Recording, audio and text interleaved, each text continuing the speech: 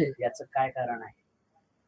खऱ्या अर्थाने आज मी खडसे साहेबांची एक पत्रकार परिषद बघितली. त्या पत्रकार परिषदेमध्ये त्यांनी परवा म्हणजे मी त्यांच्याविषयी एक लक्षवेधी 2600 क्रमांकाची लक्षवेधी सभागृहात दाखल केली होती आणि त्याच्या उत्तरादाखल ज्या ज्या माननीय चंद्रशेखर बावनकुळे माननीय महसूल मंत्र्यांनी जे स्टेटमेंट केलं त्याला तोडून मरोडून ते काहीतरी वेगळ्या पद्धतीने स्टेटमेंट करताय आणि बोलताना त्यांची पद जेवढी खाली आलेली आहे तेवढेच ते खाली आलेले बोलताना, म्हणून खऱ्या अर्थात त्याला उत्तर देण्यासाठी काही कागदपत्र घेऊन आपल्या समोर आणि आपल्या माध्यम समाजासमोर ते येण्यासाठी मी खऱ्या अर्थाने आज पत्रकार परिषदेचं आयोजन केलेलं आहे.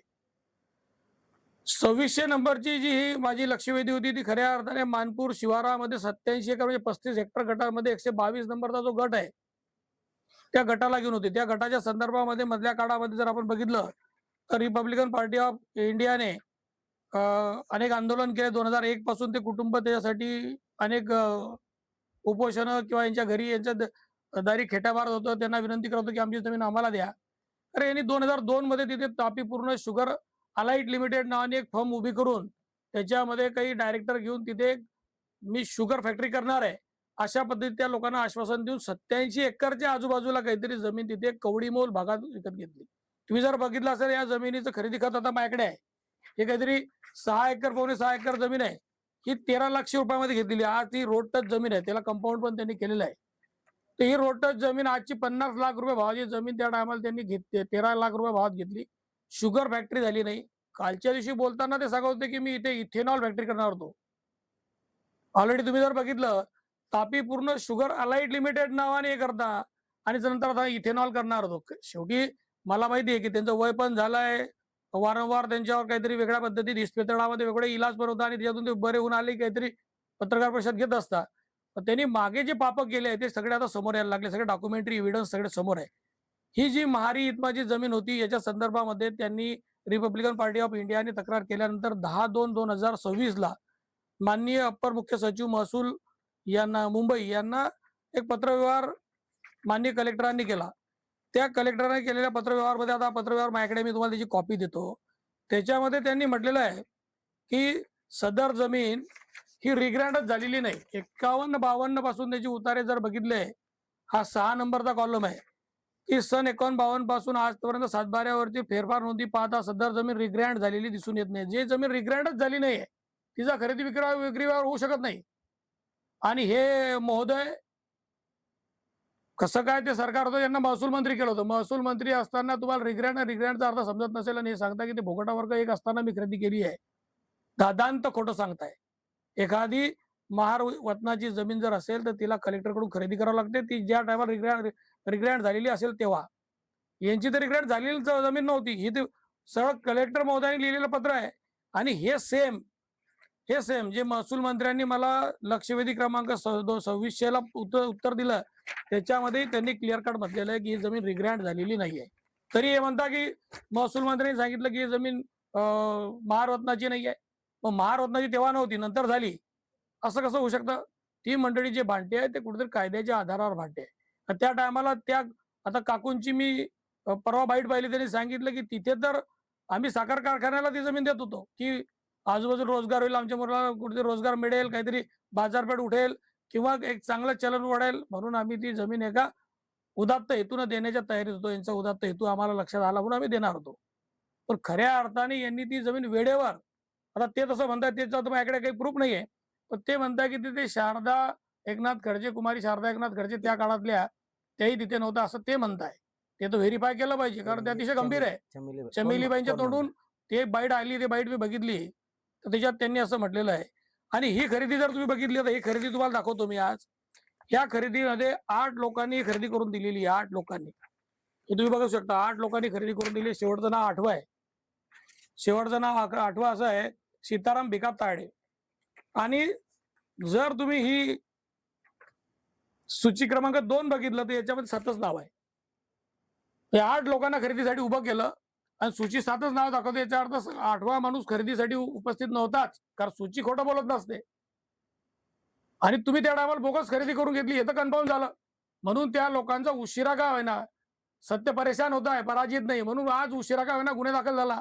अरे ते तर असं तर नाहीये ना की गिरीश महाजन साहेबावर ते 5-5 टर्म आमदार असताना निंबोरा पोलीस स्टेशन मकोका दाखल झाला आणि तो शून्याने तिथे गेला, असं तर काही झालं नाही ना. तुमच्या काळामध्ये जी यादवी चालली होती, की ज्या पद्धतीत तुम्ही चाललं होतं, तसं तर झालेलं नाहीये. आणि तुम्ही सांगता की इथेनॉल करणार होतो, कधी सांगता शुगर फॅक्टरी करणार होतो. आणि तुम्ही आता माझ्यावर बोललात, की मुक्ताई सहकारी साखर कारखाना मी मोडीत काढला नाही. आणि तिथे मुक्ताईनगर शुगर एनर्जी लिमिटेड जे नंतर कारखाना सुरू झाला त्यांनी प्रायव्हेट विकत घेतला तो. त्याच्यावर तुम्ही म्हणता आमचा काही संबंध नाही. शिवाजी जाधव माझे मित्र होते. मोठ्या-मोठ्या लोकांची माझी ओळख उठबस आहे. तो हो, तुम्ही कारखानदाराच्याच घराची औलाद आहे.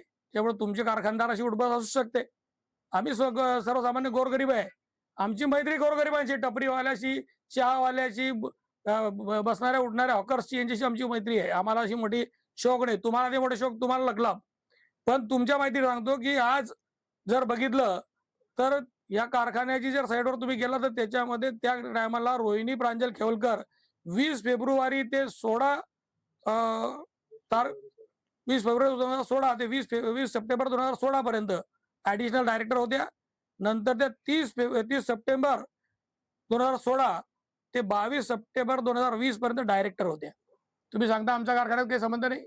कारखान्यात तुमचा काही संबंध नाही, तर हे गळीत हंगाम करताना माननीय मुख्यमंत्र्यांनी तिथे कोणी आणलं? तुम्ही प्रत्येक गळीत हंगाम करताना तिथे पुढे-पुढे होता. आणि मग तिथे जे 1600 बेरोजगार झाले त्याला जबाबदार कोण? अहो, इव्हन इतकं भयंकर आहे, की त्या टायमाला मीच पत्रकार परिषद घेतली, की त्या कारखान्यामध्ये तुम्ही जिल्हा बँकेचे चेअरमन त्या रोहिणीताई असताना इथे व्हाईस चेअरमन तुम्ही दाखवायचे, नाव मिरवायचे व्हाईस चेअरमन. आम्हाला काय माहित कोण आहे व्हाईस चेअरमन नाहीये. पण नावं तर आम्ही ऐकतो, लोकांकडून ऐकतो व्हाईस चेअरमन यावं ताई आहे म्हणून. तुम्ही त्यांना 51 करोड रुपयाचं लोन दिलं जिल्हा बँकेने. ही सगळीकडे चर्चा होती. याच्यावर तुम्ही अनेक पत्रकार परिषद झाल्या. त्या पत्रकार परिषद आजही YouTubeला असतील. तुम्ही त्या कारखान्याचे पार्टनर होता, सगळ्या जगाला माहिती जरी तुम्ही सांगत नसाल तरी. पण तुम्ही म्हणता इकडे ऊस नव्हता.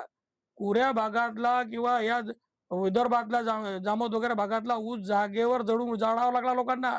तुम्ही काढलाच नाही.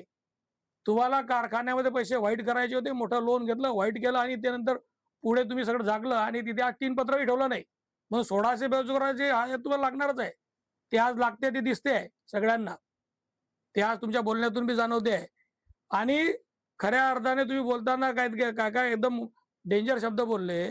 भोसरीपासून तर मानपूरपर्यंत ही डुकरासारखी जमीन कोणी खाल्ली? मी तुम्हाला डुक्कर बी म्हणू शकतो बा असं म्हटलं तर. तर मुक्ताईनगर मधले सगळे ओपन प्लेस तुम्ही खाल्लेले आहे. टप्पा 2 मधली अ, शैक्षणिक प्रयोजनासाठी जागा तुम्हीच घेतली. टप्पा 3 मध्ये बी तुम्ही महसूल मंत्री असताना, पुनर्वसन मंत्री असताना टप्पा 3 मध्येही तुम्ही एक निखिल खडसे टॅलेंटच्या नावाने थोडे पैसे घेऊन तुम्ही तुमच्या संस्थेला जागा दिली. अशा पद्धतीत तुम्हाला किमान खदानच्या बाजूची जागा बी पसली नाहीये. ते बाजूची बी ती जे ते बी जागा तुम्ही तुमच्या नावावर गेलेली आहे. म्हणून तुम्ही खऱ्या अर्थाने कोणत्या लायकीचे आहे तुम्हाला सांगण्याची गरज नाही. आणि तुमच्यावर इतकं जास्त बोलण्याची वेळ त्यासाठी येते, की तुम्ही लायकीच्या बाहेर गेला, तर आम्ही बी तुम्हाला तेच सांगतो, की त्याच गावच्या पोरी आणि त्याच गावच्या बाबडी आहे. हे लक्षात ठेवा. तुमची अवकात दाखवायला तुम्हाला वेळ लागणार नाही. तुमच्यासारखा भ्रष्टाचारी माणूस या मतदारसंघात 35 वर्ष राहिला आणि लोकांचं माझ्या माहितीनुसार पूर्ण त्याचं करिअर खराब केलं तरुण मुलांचं. अरे इव्हन तुम्ही फक्त थक हमी काहीतरी 10-12 करोड रुपयाची मधुकरला देऊ शकलो नाही. म्हणून मधुकर सहकारी साखर कारखाना बंद पाडण्याचं पापही तुम्ही केलेलं आहे. आणि तो मधुकर साखर कारखाना बंद पडल्यानंतर जे लोक बेरोजगार झाले ना, त्या लोकांनाही तुम्हीच जबाबदार आहे. त्या टायमाला जिल्ह्याचे सर्वेसर्वा स्वतः तुम्ही म्हणून घेत होता. आम्ही तुम्हाला काही म्हणत नव्हतो, पण तुम्हीच म्हणून घेत होता. त्या टायमाला मधुकर सहकारी साखर कारखाना बंद पडला आहे. जळगावची MIDC कधीच उठू शकली नाही, कधीच पनपू शकली नाही. पण तुमच्यासारख्या अशा भ्रष्ट माणसाने अशावधी चर्चा करणे हे अतिशय सूर्यावर थुंकण्यासारखं आहे. तुमची लायकी तुम्हाला माहिती, तुम्ही आता मी इतका मोठा आहे की माझ्यावर बोलल्यावर लोक मोठे होता. आम्ही आमच्या कष्टाने मोठे झालो आहे. तुमच्यासारख्याच्या नाही. तुमच्या कुटुंबातले तुम्ही मोठे करू शकले नाही. मुलगा निवडून आणू शकले नाही, मुलगी निवडून आणू शकले नाही. तुमची काय कुवत आहे सगळ्या जगाने पाहिलेली आहे. आणि जो चांगलं काम करतो लोक त्याच्या पाठीशी मागे उभे राहतात. तुम्ही हे जे केलंय हे पाप भरताय. गोरगरिबाचं, वंचिताचं, पीडिताचं शेती हडपून घेतली. 87 एकर शेती हडपून घेतली. जे लोकांना आज खऱ्या अर्थाने रोजगार उपलब्ध होऊ शकला असता, तिथे काहीही पेरलेलं नाहीये. अजून तर तुमचे 2 प्रकरणं यायचे आहे. ती येतील. 2016 मध्ये पुनर्वसन मंत्री असताना तुम्ही जे केलंय ते डॉक्युमेंट काढलेले आहे. आणि ह्या 87 एकर जमिनीवर आजही जर उतारे पाहिले तर कापूस दिसतो, तिथे तूर दिसते. त्याचे बी बहुतेक तुम्ही काहीतरी लाटलंच असेल. कारण याच्यावर दिसतंय आणि ते जर पाहिलं आता ते सॅटेलाइट इमेज घेतले तर 100% भकास आहे. काही लागलेलं नाहीये. त्या ते मावशींनी परवा पत्रकार परिषद घेतली, त्या आजूबाजूचं शेत आम्ही पाहिलेलं आहे. ते सगळं पडीत आहे. तर अशा पद्धतीत चर्चा करणाऱ्या तुमच्यासारख्या माणसाचा जेवढा केला तेवढा निषेध कमी आहे. म्हणून किमान आपलं तोंड जे भाऊ आहे ना, ते अतिशय गलिच्छ आहे, ते दाखवू नका लोकांना.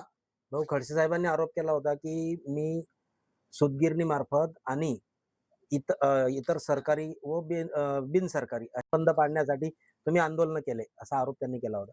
काय सांगा? तुम्ही सांगितलं ना, तुम्हाला त्याचं डोकं फिरलंय. कारखाना बंद ज्या टायमाला करू, शिवाजी जाधव त्याचं एक भंगार घेऊन जात होता. हे भंगार बहुतेक विकत होते सगळे मिळून. त्या टायमाला त्याला अडवण्यासाठी आंदोलन करणारा चंद्रकांत पाटील, याच्या बातमी तुम्ही दिलेल्या आहे. कारखाना बंद करण्यासाठी आणि कारखाना जाऊ नये म्हणून आंदोलन केलेलं आहे. त्यांचं डोकं फिरलंय आणि ते म्हणतात 5-6 हजार लोकांना पास तरी दाखवा. आणि जी सूतगिरणी आहे ते भाडे तत्वावर कोणाला तरी चालवायला दिलेली आहे. सूतगिरणीचा मलिदा कोणी लाटला, कोणी खाल्ला, सरकारीच्यातून कोणी खाल्ला, हे पण सगळे प्रकरण बाहेर येतीलच. ते कुठे जाणार नाही. शेवटी डॉक्युमेंटरी एव्हिडन्स आहे. तुम्ही किती लोकांना रोजगार दिला हे जर सांगायचं झालं, तर तुमच्याकडे काम करणाऱ्या रेमंडमध्ये नोकरी लावून रेमंडचा पगार घेऊन तुमच्याकडे त्यांना कामाला लावलं, हा गोष्ट वेगळी असेल. तुमच्या ड्रायव्हरने रेमंडमधून पगार घेतला, तुमचा पीए रेमंडमधून पगार घेत होता, आता घेतो की नाही घेतो माहित नाही. याचे पुरावे आजही पाहायला मिळतील. आणि ह्या सगळ्या गोष्टी आम्हाला सांगण्याची गरज नाही. तुमचं चरित्र, तुम्ही ज्या पद्धतीने काम केलं मुक्ताईनगर 35 वर्ष, ते सगळ्या लोकांना माहिती आहे. कारखाना तुम्ही बंद पाडला. ऊस उत्पादक शेतकऱ्यांना खऱ्या अर्थाने त्याचा ऊस पेटवून देण्याची पाळी तुम्ही आणली. तेवढं ह्या मतदारसंघाचं जे आज खराब करून ठेवलेलं आहे तुम्ही केलेलं आहे. तर तुम्ही रोजगाराच्या गोष्टी तर करूच नका.